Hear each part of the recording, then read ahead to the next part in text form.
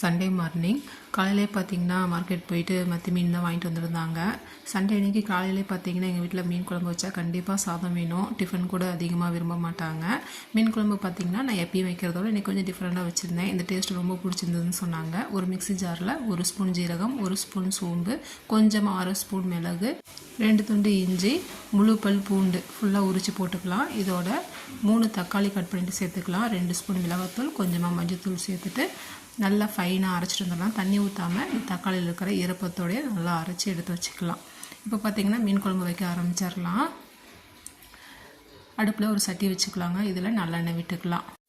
கொஞ்சமாக வெந்தயம் சேர்த்துட்டு 3 பெரிய வெங்காயம் கட் பண்ணிட்டு சேர்த்துட்டு அரைச்ச விழுதையும் சேர்த்து நல்லா எண்ணெய் பிரிஞ்சு வந்ததுக்கப்புறம் புளி தண்ணி சேர்த்துட்டு குழம்புக்கு தேவையான தண்ணி சேர்த்துட்டு குழம்பு நல்லா கொதிஞ்சு திக்கானதுக்கப்புறம் மீன் சேர்த்துக்கலாம். பாதி மீன் குழம்பு வச்சுட்டு பாதி மீன் பொரிச்சிருந்தோம். ரொம்ப நல்லா இருந்தது. எங்களுக்கு இந்த சண்டே இப்படி தான் போனது.